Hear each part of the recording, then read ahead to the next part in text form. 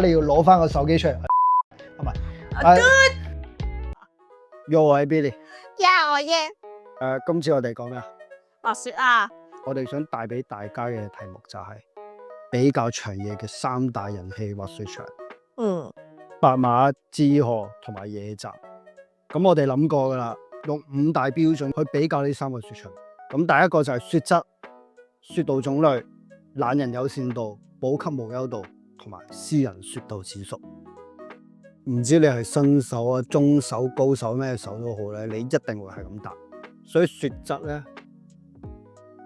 咧就一定係好緊要嘅。咁你分享下你個尾龍骨咩事？我尾龍骨就應該跌咗3次嘅，3次都係同一個位置。咁每一次都係因為個雪質嘅問題。如果雪質係冰面嘅話咧，如果跌落去嘅話，其實我個尾龍骨嘅話，其實就一跌，基本上我第2日就已經唔可以再滑嘅啦。咁其實個雪質其實會好影響我自己個滑雪心情。所以呢個環節咧，我哋就比較下呢3個雪場咧，邊個雪質最好？我諗志河應該算係公認最好嘅雪質。第一個你攤開地圖睇下，志河係全日本最高嘅滑雪場。咁大部分日本嘅雪場，講真，佢哋嘅山頂都未必有志河嘅山腳高。志河山腳嘅雪咧已經係非常好，所以就唔會去到山腳嘅時候會結冰。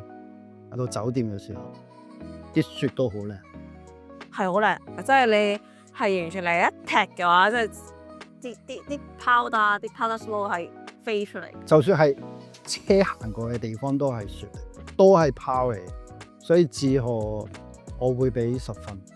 咁野澤同白馬 overall 都好嘅，因為始終喺長野對住日本海咧，落嘅雪量都好足嘅，一晚落30-40 cm 就都唔出奇嘅事。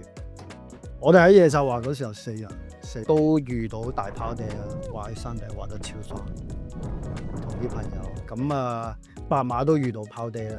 overall 嚟講咧，如果你1、2月去嘅話咧，野澤同白馬咧，你遇到泡地嘅機會比較大嘅。但係如果咁唔好彩，真係有1、2日回暖咧，野澤同白馬遇到天氣波動啊，遇到冰面啊，遇到唔係幾好嘅雪況嘅機會會比志河會大。咁所以我會俾野澤7.5分，跟住白馬係7到8分。但係我自己個人嘅話，其實我都真係好中意志河。滑咗2個雪季，每一次都係覺得自己嘅技術提升嘅一個地方嚟嘅，所以我會俾志河比較高少少分。咁第2 part 我哋講下雪道種類。點解咁重要咧？滑雪都係一個挑戰自己進步嘅一個過程。咁其實係想繼續升呢咯。咁如果你滑嚟滑去都係嗰幾條路咧，會有啲悶咗又唔想滑，唔想滑咁就冇癮啦。你請咗假嘅，使咗咁多錢去，跟住又唔滑，係咪？乜嘢？我唔係請咗假，我仲請咗教練啊。係啦，仲請咗教練，你滑嚟滑去都係嗰一條路。咁你進步完之後，可能去紅線，可能去黑線，可能試下森林，可能去下 park，可能睇下道外咁。所以雪道種類，我覺得白馬有10個雪場，每個雪場都有自己嘅特色，有 G1 啊、道外線啊、公園啊，要乜有乜。你可以喺人少啲嘅雪場，好似成安啊，俾自己一個熱身或者建立信心嘅地方，又再慢慢去其他場挑戰入去道外啊，或者雙黑轉啊。同時新手嘅話咧，你都可以去微潮，你會見到有超大嘅白波，你親身過去先會 feel 到有幾闊有幾大。如果你想做拍仔拍舞，47同埋梅池都有齊晒大小跳台同埋唔同嘅道具，而且打卡體驗絕對夠，有日本少有嘅大山頸，仲周圍都有 techno party。咁野澤就係咩都有，山頂上面有泡啦，然後你亦都可以滑到去 skyline 啦，有好靚嘅景。不過可惜嘅就係佢嘅難度唔算低，我覺得佢唔係一條紅線嚟嘅，我覺得佢其實係一條黑線，因為咧實在太窄。咁如果你係想練功，你係新手嘅話咧，我建議你去翻佢條綠線。野澤嘅綠線係好長，然後佢嘅 Paradise 咧，其實唔會比白馬嘅尾池差嘅，因為都係好闊嘅一條線。咁當然啦，如果你係高手啦，咁你都可以挑戰下佢嘅非壓縮區啦。佢嘅黑線有一條，我記得係有38度嘅非壓縮區，都頗有挑戰性。所以我相信唔同程度嘅滑手，你去到夜澤一個咁大嘅滑雪場咧，一定揾到你自己想勝利嘅地方。我嚟講咧，佢會爽嘅，即係你因為個場超級無敵大，你基本上係2-3日你係滑唔晒。同埋佢有個好就係因為可以連晒所有嘅場，咁你降多拿上到去，然後去滑去左邊，咁啊可能去咗奧志河，然後我滑去右邊，我可能去咗另外一個雪場。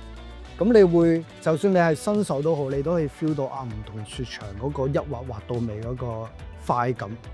咁我覺得呢個係志賀嘅好處。咁冇咁好嘅就係志賀相對嚟講地形啊，冇白馬咁多嘅，即係可能樹林會比較少啊，幾乎見唔到 park 啊。咁種類嚟講咧，我哋就俾白馬10分，志賀8.5，野澤8分。而家我哋就講呢個懶人指數，你做咩啊？我最懶。嗱，好似你咁未滑就開始瞓啦。係。咁就係一個大問題。我哋就係想滑雪啫，我哋唔想 plan 又搭咩車，跟住又要食啲乜嘢 plan 咩行程，點樣去邊條路咁樣。咁呢一 part 我哋就講呢3個雪場，究竟邊個雪場最適合懶人？我最中意就係懶人天堂，我都唔使 plan 啦，唔使諗食咩啦，又要有夜生活啦，又要 ski out 啦，又要變方便。咁我覺得呢3個雪場一定係野澤，你同唔同意先？同意嘅，真係方便。係啦，所有嘢都係步行距離。如果你住得遠，你有巴士可以搭5分鐘到10分鐘左右，通常行到嘅。第二個好處就係咧，你一出去，你由個村嗰邊基本上一定揾到你想揾嘅嘢食。如果你個酒店冇包晚餐，你都唔使驚。我哋去嘅時候其實係包咗晚餐，但係我哋每晚都出去，因為真係好方便。每晚我哋會揀一間酒吧啊，去 book 個居酒屋，又有居酒屋揾啲嘢嚟食。咁所以野澤真係好方便。你唔使擔心太多嘢。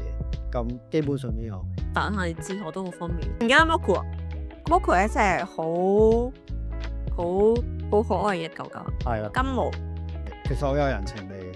咁我哋同個狗狗玩咗好耐啦。仲有我哋住過3間，其實都係全部都係家庭式經營。咁好多都係由包食包做晚餐。我知賺，即係由爺爺開始嗰代開始經營嘅話，咁之後連帶落去嘅話，會有好有人情味咯。咁我哋經過好多唔同嘅 communication 啊，又話我即係會有好多唔同嘅日本生活嘅體驗啊，佢哋都會同我講話，究竟我哋點樣揸車啊，會喺雪地度揸車比較好啊。其實佢哋都教咗好多我哋唔同嘅旅遊經驗咯。同埋最好就係佢哋俾嘅早晚餐都係用心煮嘅。佢真係會喺前一晚會問我，其實你聽朝會想食啲乜嘢，甚或者係我話你夜晚想食啲乜嘢，佢哋會去用心去準備。我覺得係城市會比較缺乏嘅一個人情嘅。係啦，或者其他雪場都，譬如 Niseko 啊、白馬咁樣，就體驗唔到呢種日本傳統特色嘅酒店。咁講到貨懶人，志賀仲有個優勢，好似你啱啱講啦，即係全部都係連山啦，除咗最邊嘅環秀山同埋紅之湯之外，白馬咧就真係唔可以講係噩夢，但係白馬交通真係唔方便。如果你係唔識揸車或者你冇車牌、冇租車咧，白馬我認為係呢3個地方之中交通最唔方便。我哋當時係住喺成安啦，即係比較北，係啊 Norikura、Container 隔離，比較北面嘅。咁如果你想去比較多餐廳嘅地方，白馬村嗰邊啊，百科美根嗰度，你要坐40分鐘去食一次飯，即係你搭車來回就鋪咗個半，計埋等車你要冇咗2個鐘頭。喺白馬你冇車係真係唔方便。咁如果你住偏啲，好似 Nordicula、Contina， 你可以揾到餐廳嘅 option 都唔多。咁轉場唔使講啦。如果你喺最北嘅 Contina， 然後你想去南邊嘅五龍或夜場，你要1個鐘時間。咁你睇開個地圖，你畫完你要坐1個鐘再翻嚟。你畫下，你要攞翻個手機出嚟，係撲街，係咪？你要趕巴士，跟住你要落去啦。然後你趕巴士不特止，仲有好多人同你一齊逼。坐巴士嘅時候，我隔離有個僆仔講中文，咁瞓咗我個膊頭下邊個位，瞓咗40分鐘。咁啊，我見佢瞓得咁冧，咁我費事嗌醒佢啦。不過起咗身之後，隻手痹咗。白馬如果你就係坐1個站咧，你都係俾800。你就算坐到喺 Container 坐到5龍，亦都係800，所以超級唔抵，非常貴。但係我哋租完車之後開心晒啊！OK，我哋要講下一 part，即係有錢解決嘅嘛。係啦，咁啊交通唔方便，但係咧我哋講下一 part 就係補給無憂指數。錢money。好啦，講到補給無憂指數咧，嗱呢個係一個尷尬位啦。白馬嘅交通唔好，但係佢有好多嘢賣，佢有好多嘢賣。超級市場，大型超級市場就有幾間，好多間，有好多 fancy 嘅鋪頭啦，有國際品牌啦 ，North Face 啦，Patagonia 啦，歐力，即係歐力，係啦，本想要嘅嘢或者你唔想要嘅嘢，白馬都有。咁因為白馬基本上係除咗 Niseko 以外，算係國際程度，即係開發程度係最高嘅雪場或者區域。白馬毫無爭議，一定係排你嘅呢個無憂指數。但我哋有冇買嘢？有 Patagonia 咯，買咗件哇500蚊嘅羽絨，哇！咁就影一下先。搣你啊！係啦，係啦，羽絨。有我哋一齊去嘅 friend 都 down 都出咗下血。咁啊係啦，所以好多嘢買嘅白馬，但係交通唔方便，所以一定要租車。如果去白馬，如果你有能力嘅話，野澤嘅話其實啱啱都講到，基本上你要買嘅嘢都可以買到喺野澤。就算係 Fizz， 我見到有 Fizz， 我見到有埋牙醫，係啦。咁啊，所以野澤補給程度都比較高，但係佢冇白馬咁黐線，即係有幾間大超級市場。咁志賀咧 ，unfortunately 係乜 Q 都冇嘅。志賀有幾個餐，佢有一樣，有1-2間餐廳咯，要行少少咯，有啲居酒。哇！但係其實有啲佢間居酒屋都好 typical，即係唔係話啲好 fancy，唔係好外國式嘅，都有，我覺得幾都好食嘅，都好 local 嘅。不過係呢個係客觀事實嚟嘅。你喺志賀基本上揾唔到太多餐廳，你甚至連士多都比較難揾。你要去酒店入邊嗰啲，哇！即係好似第一間，係啦，就好似喺2000得嘅附近嘅一間，然後2000已經係成個志賀區域最集中嘅，最集中。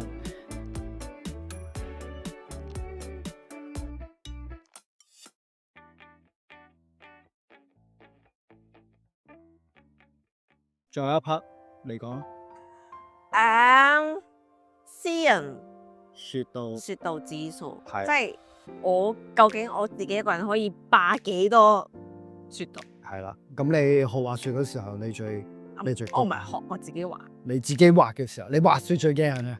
人咯，任何人，高手、初手、魚類，是但啦，總之有人我就驚。係啦，特別係雙板啦，唔好嚟咗有人我就驚。係啦，咁呢3個雪場人最少嘅係志賀，係啦，我諗唔需爭辯太大，因為已經有好多次一路滑到尾都見唔到有1個有2個人咧，而且係 peak season， 我哋係1月15、16、17嘅時候，佢係 peak season 嘅 peak season。又或者我其實我視覺已經我滑嘅時候已經唔會覺得我旁邊係有人，咁我就好暢心咁樣去任意去 turn 啊，我已經唔需要再驚咯。係啦，野澤我哋係橫跨 weekday 同埋 weekend， 咁去到 weekend 係人多野澤。白馬因為有10個場啦，咁我可以講其實好多個場都人多嘅。不過成安係人比較少嘅雪場。岩岳啊，我唔係太明白點解岩岳好似點解會可以咁多人，係你完全係有去咗廣州融創嘅感覺。你喺嗰度撲親嘅美龍角啦，人係真係好多嘅，我都唔係好敢排嘅。私人雪道指數嚟講咧，珠海一定係10分。當然啦。咁野澤我會話6.5啦，跟住白馬成安可能有8到9分啦，但係其他場可能得6分左右。係。講咗咁耐，咁個結論係咩？嗱，我哋要分一分你係邊種人士。如果你未見過雪咧，你完全唔知咩 S-Plan 啊，乜嘢係波浪灣啊，咁我嘅建議係咧，你去融創，因為你第一樣需要學嘅就係推波，而推波嘅話咩雪場都冇所謂。如果你係新手純滑雪，我就係想滑雪，我唔搞其他嘢，我唔係人 shopping。雪好人少，一定唔會令你失望。friendly。咁如果你係想挑戰下新嘅地形啊，要打卡啊，順便 shopping 啊，咁就揀800。咁如果你得幾日假，咁你想我一次過畫晒所有線，然後可以陪下屋企人，然後有正嘅溫泉，咁野就一定唔會同你老婆嘈交。咁希望今次會幫到你哋啦，揀到你適合自己嘅雪場。如果有問題嘅話，或者有唔同意見，歡迎留言，大家討論下。跟住我哋記得可以 subscribe 我哋啊。拜拜。下次拜拜，ciao。呀。好啦。